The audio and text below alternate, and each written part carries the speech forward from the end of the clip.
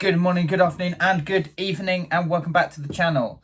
Today I want to talk about Oppenheimer.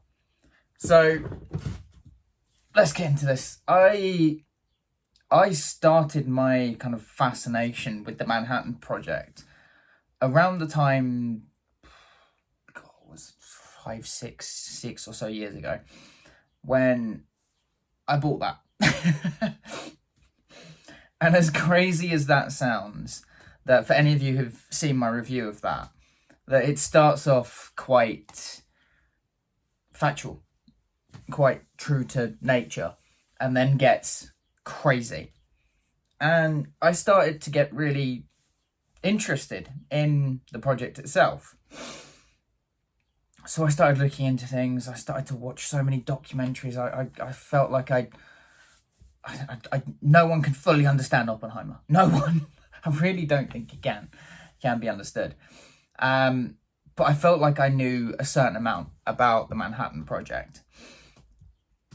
And I was really, really excited for this film. Not only is it a director who I have loved for a very long time now, it's about a subject that is something that I'm kind of passionate about. It's something that's such an incredibly interesting time in our history, and for science in general. The fact that they were able to come up with something that had never been done before. They had very little time to do this, and they had to just invent something that they never thought was possible, and they had to do it in the way that Oppenheimer thought, was to end the war. Obviously, we've had some problems since then. You know, that Oppenheimer struggled a lot in the latter part of his life with the moral dilemma of, was it the right thing to do?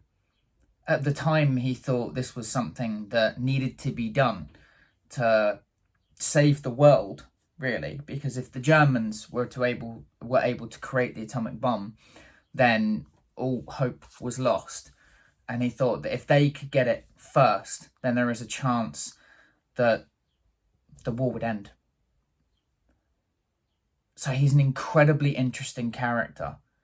He does, in the film, battle with those kind of moral dilemmas. He does talk about what would happen in the future, the kind of things that we're seeing now, where it doesn't matter whether we're in peacetime or not, we're always on the brink of nuclear war, because science has evolved, and ever since the initial creation from him, we've been able to develop to be more efficient.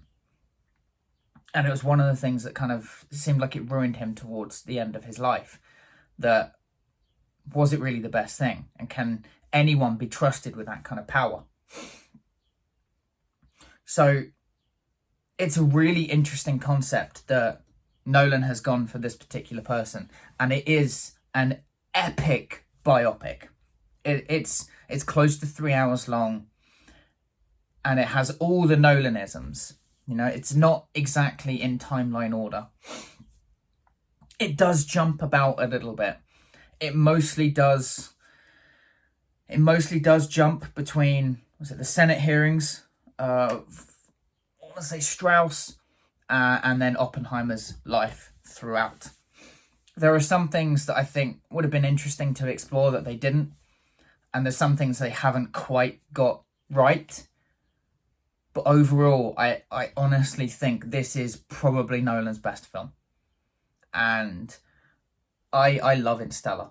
I think that film is spectacular. It really is. I'm not much of an astronomer. I'm not much of a physicist. But I feel like myself, I'm tied more to the physicist than the astronomy.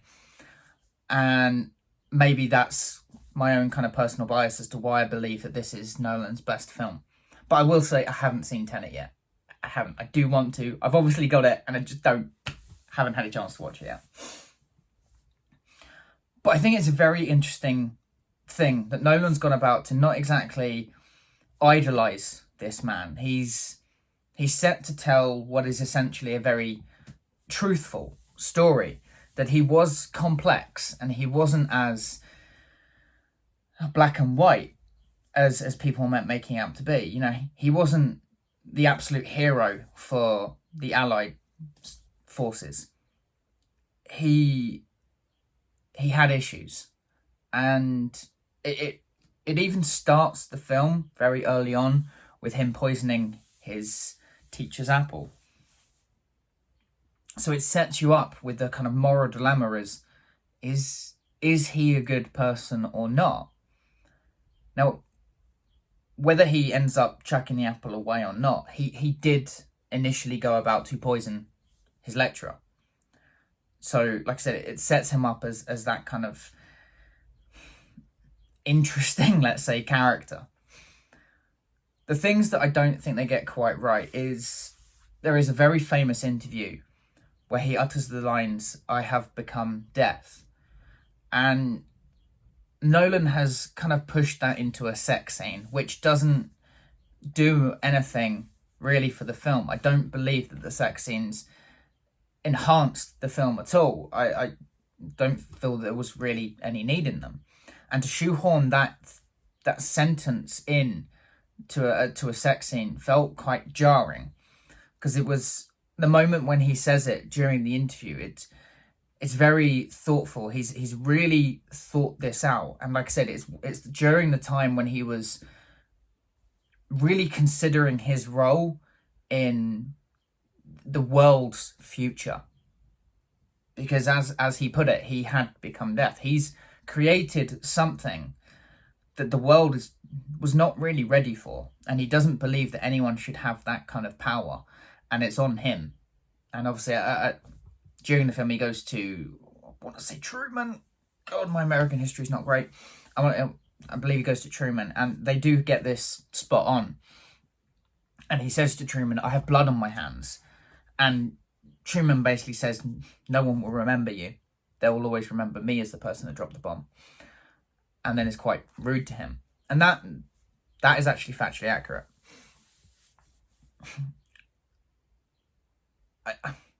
Cillian Murphy, fantastic. Absolutely phenomenal in this film. There are so many cameos and so many people in this film that I don't even know where to begin. When you've got someone as talented as Rami Malek, who is playing a lab assistant with virtually no lines, to me that says how much Rami Malek really wanted to be part of a Christopher Nolan film. There was an interview with Robert Downey Jr. when he said that he was absolutely terrified to do this film because he was worried that he'd forgotten how to act after doing Marvel films. Now, some people might forget how to act. He definitely hasn't. His performance in this is fantastic. Absolutely phenomenal. And I don't want to spoil anything for anyone who doesn't know the history or doesn't know or hadn't seen the film. But he is amazing. Florence Pugh was good. Emily Blunt was amazing. I think they could have potentially done a little bit more with Emily Blunt, because I believe she was a botanist in real life, Oppenheimer's wife. And as far as I remember, I believe they were able to set up her own lab for her to be able to do some of her experiments on the site, because they obviously created a village in the middle of nowhere for them to be able to do these tests, because they thought to get the best scientists, they need to be able to bring their families.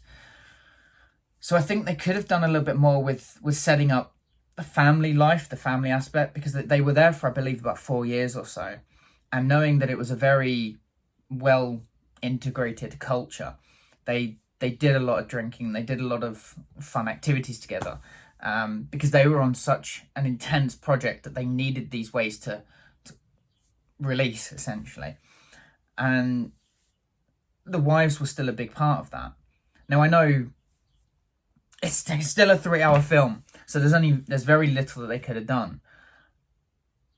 And it was a very late showing, so I think I'd have to rewatch it again to see if there is anything that they can kind of trim down.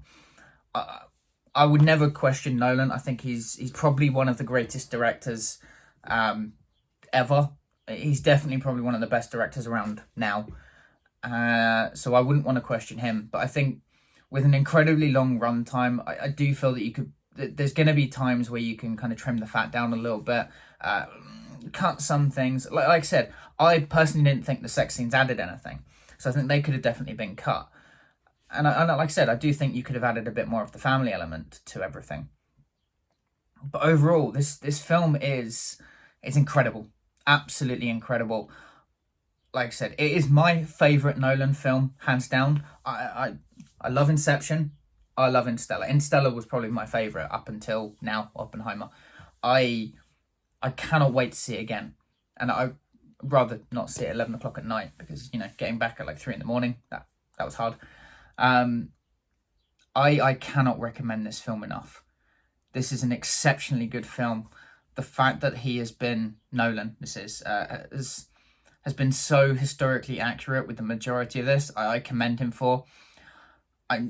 My brain's failing, but the guy that plays Einstein is again, just incredible. This whole film, and the moment that this film very much focuses on is when Oppenheimer is considering taking the job at Princeton, and he has the chat with Einstein.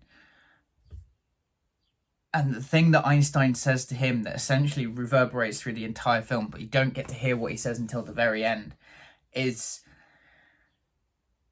wow, just so good. I am in awe. And the amazing thing about this film is I feel like there's such little devotion to the Manhattan Project itself, or at least the bomb itself, because it's mostly about him, Oppenheimer, and the people that he surrounded himself with, which obviously, because it's a biopic. But the moment when the bomb goes off, it does only go off once, because it's the one test. And I couldn't believe how realistic this was. I really couldn't. The one thing I would say they could have done is maybe a little bit more light. Because due to it, I've never seen an atomic bomb explosion in real life. I think anyone that has probably got a scary life. But from all accounts that happened from the scientists that were there, was it 5:30 when the bomb went off. They designed it to be absolutely pitch black so they could see how bright this was going to be. And the scientists that had been interviewed about it remembered that this is incredible bright light that they felt like just went on for such a long time. And it was as if it was midday, that the sun was out. It was so incredibly bright, and they felt like it wasn't going to stop. So I think the initial explosion could have been a little bit brighter. But I have to say, seeing this film in Imax, the only way to watch this film. Absolutely. Your ears might be a little bit hurt by the end of the film. I will have to say, do not see this film in the first 3 rows in an IMAX film. Your ears will bleed. They won't actually, but yeah. I honestly think it's the only way to watch this film for the first time viewing. It's an incredible film, an incredible watch, and honestly, Nolan has done it again. But if you guys have seen Oppenheimer, or if you know a little bit about the story of the Manhattan Projects, let me know what your thoughts are down in the comments below. Don't forget to like, share, and subscribe, because it really does help me out. And I'll see you all in the next video.